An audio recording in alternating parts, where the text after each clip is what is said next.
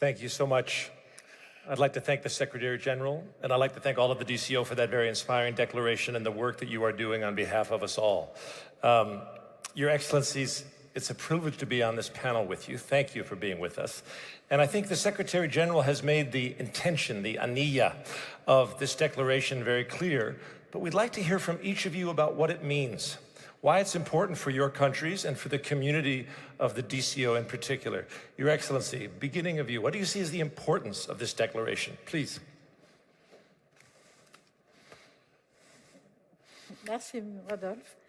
Je tiens d'abord à remercier le directeur, le professeur qui nous a invités à cet événement. Et au DCO, depuis maintenant quelques mois, mon pays est membre depuis quelques mois. Past few months, my country is a member state in this organization, and Ali a présenté aujourd'hui concerne le monde et concerne en premier lieu les pays membres. Et ce qui m'a le plus attiré dans cette déclaration, c'est and what's really important about this announcement that de la transformation numérique. I'm a citizen in this new era, just like everybody else. In this digital transformation center, and all the efforts that will carry out. And by hearing this announcement, I believe that that the member states in this organization, by the end of this year, l'intelligence artificielle va permettre. We, as a member state, we believe that the artificial intelligence has enabled us to. Vous savez que l'ensemble du pays n'est pas développé et I'm not from a developed country. We believe that artificial intelligence will help us to achieve some of our goals, such as many challenges. And I thank you for this invitation. And I ask all the member states that didn't participate to join us in the next edition to understand more about all the exceptional experiences that's taking place in Africa. Merci. Thank you so much. Your Excellency, from the perspective of Jordan, why does this declaration matter so much? Thank you very much. Please allow me first to express my great thanks to the Kingdom of Saudi Arabia for hosting this event, people and leadership. Thanks to the Saudi Artificial Intelligence and Data Authority for being a great host and for organizing this excellent event. And thanks for everyone who stands behind this. To be honest, this declaration comes at the right time as far as Jordan is concerned. We're in the middle of setting the grounds for the artificial intelligence in Jordan, and I believe this declaration sets the direction. So we're talking from closing digital gap, innovation, climate, serving the underprivileged. All of it falls within the roadmap and the direction of Jordan artificial intelligence strategy and policy. And at the same time, it focuses on a very important thing, which is the collaboration, which I think, thanks to DCO and the team of the DCO, with the support of the Kingdom of Saudi Arabia, the level of collaboration and the level of support that we're getting from the DCO and the platforms they give us to share experiences is super great. With this declaration, I hope that we'll enhance the collaboration grounds, and we're looking forward to have more countries and organizations joining the DCO platform and adopting this declaration, because, to be honest, it covers most of what we need when we talk about adopting AI. Thank you. Thank you, sir. Your Excellency, it's a pleasure to have you with us. From the perspective of Nigeria, tell us why it is important that the DCO has reached this point to agree on this declaration. Thank you very much. Firstly, let me begin by appreciating the Kingdom of Saudi Arabia for organizing this Global Artificial Intelligence Summit, and secondly, for inviting us to be part of the event. We are most appreciative to the Kingdom and also to the relevant institutions of government that organized the event and also invited us to be part of it. I will join my colleagues from Djibouti and also from Jordan that firstly, this declaration, which is more for an action, is very dear to me because in Nigeria and particularly at the Ministry of Communications and Digital Economy, we value action. And we are always impressed by action, not by strategy formulation. So because of this, if you develop a strategy without implementation, I cannot be intimidated by that. But what we admire most is when you kickstart the implementation. So by beginning the implementation, you are 50% done. It is because of this I admire this declaration because it's a declaration for action. Secondly, if you look at the 7 pillars of a digital cooperation organization, this initiative on artificial intelligence, you will discover they are in total alignment with the 8 pillars of national digital economy policy and strategy for a digital Nigeria. Here you have 7 pillars, there we have 8 pillars. Number 1 is developmental regulation. Number 2, digital skills. Number 3, solid infrastructure. Number 4, service infrastructure. Number 5, digital services. Number 6, soft infrastructure. Number 7, digital society and emerging technologies. Number 8, indigenous content development and promotion. So the 7 pillars here are in total alignment with the 8 pillars of our national digital economy for a digital Nigeria. Thirdly, it means a lot to us because I strongly believe that digital economy or emerging technology cannot be implemented in silos. Today, the advancement of technology, particularly in the 4th industrial revolution, in most cases, border is no more respected, and there is no monopoly of wisdom and knowledge. The more we come together, the more we agree to partner and collaborate together, the more we are successful, because there is no institution or country that has monopoly of wisdom and knowledge. But the more we partner, the more we become successful. This is, in summary, why this declaration means a lot to the Federal Republic of Nigeria. Thank you. Thank you so much. And we're going to return to this question of multilateral collaboration, but as you say, there's no domain of human endeavor where multilateral collaboration has a more clear business case because of the crucial role of aggregating data assets from diverse sources on common standards as the fuel for AI. Your Excellency, and to your first point, sir, if I may, this point about practical action. And I know the Secretary General, it is her constant refrain. Don't stop at abstract ideas and collaboration and policy, but what is the pathway of action? I'd like to hear from each of you about what you've learned or what you're learning. In your case, Your Excellency. In Djibouti's case, as it begins its journey, what are some of the practical initiatives that you are launching or plan to launch in Djibouti that will help harness the power of AI for your people?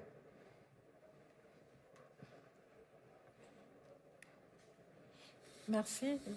Djibouti, comme presque tout le pays, est lancé dans la transformation numérique. Et surtout, Djibouti a un avantage comparatif. Tout à l'heure, j'en parlais à mes collègues.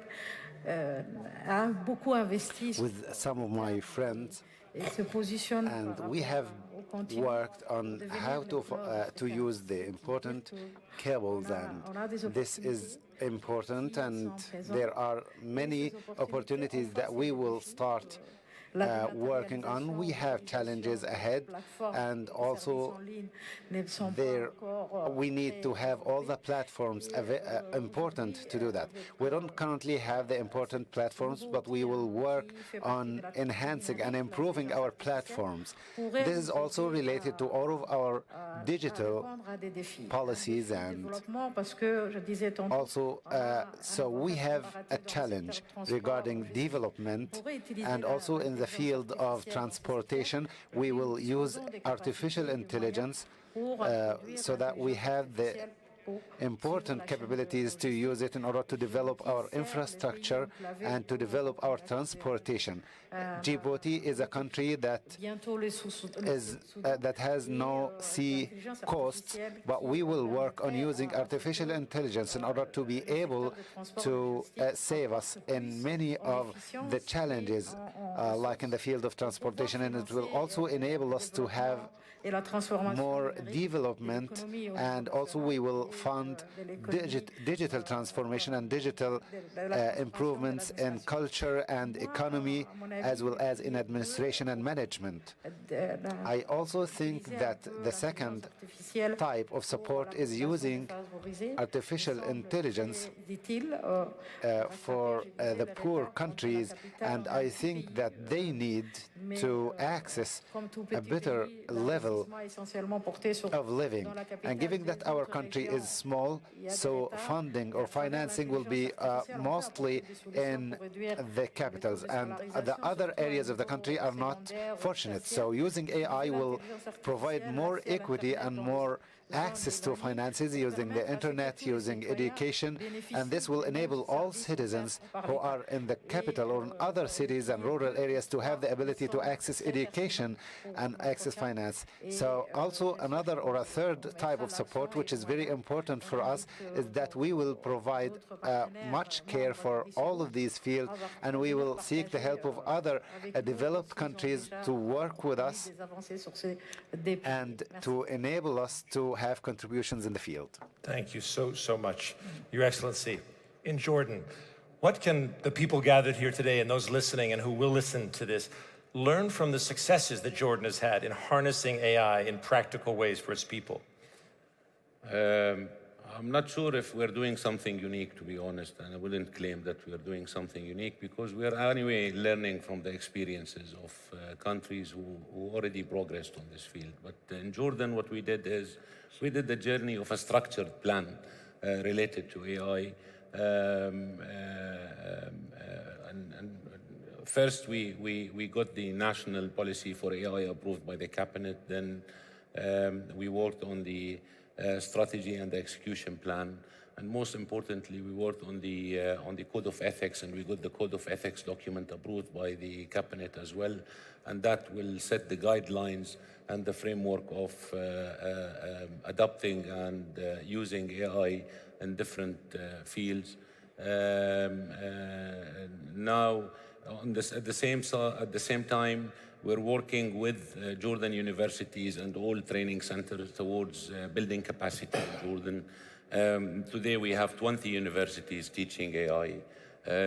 We have an aggressive plan of training 30,000 people on AI. We managed to do 10 to 15% of that so far. At the same time, we built the data ecosystem. The government issued multiple policies and changed multiple regulations that has to do with data, because AI cannot be functional without the data, and data cannot be monetized properly without the AI. So data and AI and capacity building and digital core infrastructure, which I'm sure all of you have been hearing this since morning.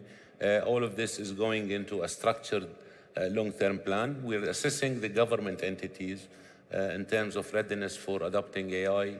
We trained 2,000 employees of the government sector and to create the awareness about AI and how can they maximize the utilization of AI within their entities. On the top of that, we're working towards the fact that AI is not just a technology that we need to adopt, use, and roll out and get people experienced with it. It's a life changer. It's going to change life. It's touching the life of every single citizen. It's touching the life of every business.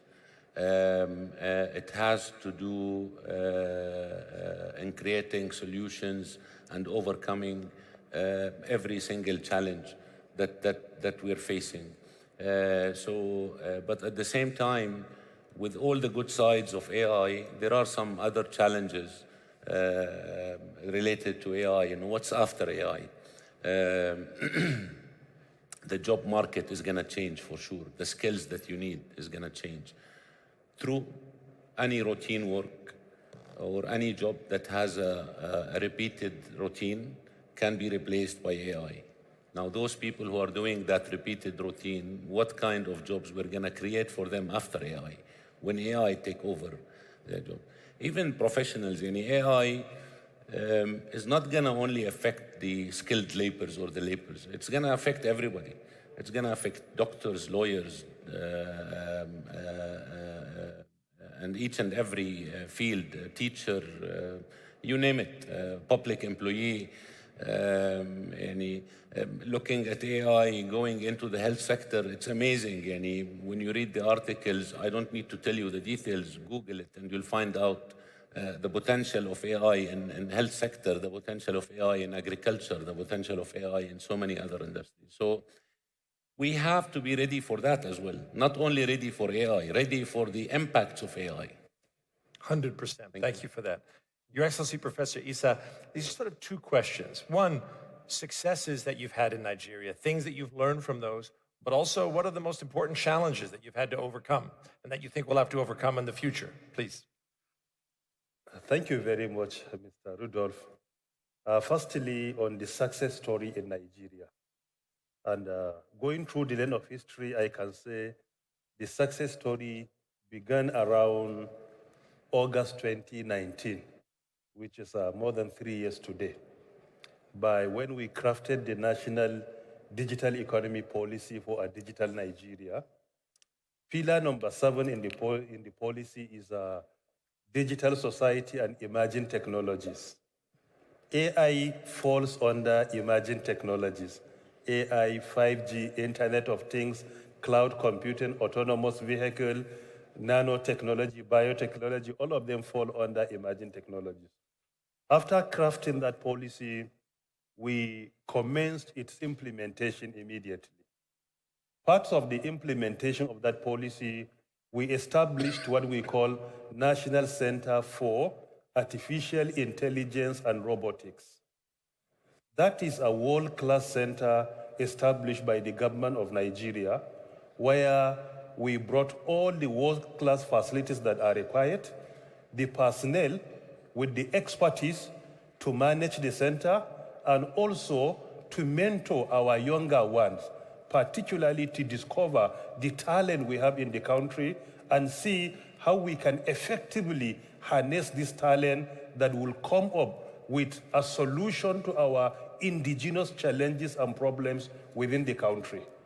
The center has been very successful so far. Part of the events organized by the center, for example, only last week, the center concluded a form of training for our children, usually at primary and secondary level. We call the program Catch Them Young, meaning we challenge our children, our young innovators, starting from primary school, to think of any complex problem in our society and to come up with a solution that will address that complex problem through artificial intelligence. Over 800 of them participated, and only after the first training, one of my children came back home and he was telling me that he was working on how my smartphone will recognize his own face as my own face. And I say, how can that happen? He said, you are my father. We share many things biologically. So we need to come with a solution where your son can be identified by your smartphone as you are the one. So look at it. With just starting the training, he started thinking outside the box on how to resolve a problem by leveraging on our biological relationship of father-son.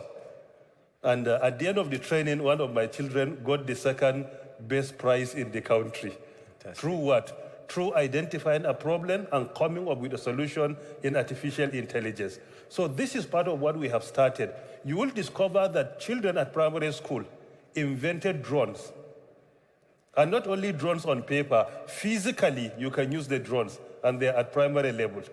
Why? Because children are more inclined to technology. They are digital natives. They understand technology better than all of us, because in our own case, we partake in transition. We witness the manual world in primary and secondary level, including university. We had to switch to digital world today, to the virtual world. But our children do not need any transition. They only witness the technological advancement, and they are part of the virtual world. They don't need any transition. And part of what we have been doing, which is part of the success story also, is coming up with indigenous solutions that will address our indigenous problems. Like in agriculture, to attain food security, we came up with a program that is called National Adopted Village for Smart Agriculture. That is NAFSA. And more than 80% of that program relies so much on artificial intelligence. We have trained around 815 farmers today. And each and every farmer has his own farm, where we train them, we provide the facilities they require, and we monitor what they do. And by implication, if you adopt smart agriculture using artificial intelligence, in some cases, that will increase the productivity by over 300%. A case study of the Netherlands is a good example, which is not more than 42,000 square kilometers, but the second largest exporter of agro-produce in the world beside the United States of America, but only 42. So this is another success story. And thirdly, we organize challenge, where we participate in international events. In 2020 and 2019, I led a team of young Nigerians to an international event in which more than 760 contestants participated. One of the candidates I led, the young innovators from Nigeria, emerged as the global best in artificial intelligence. This is another success story. Thank you. And finally, we came up with National Startup Bill.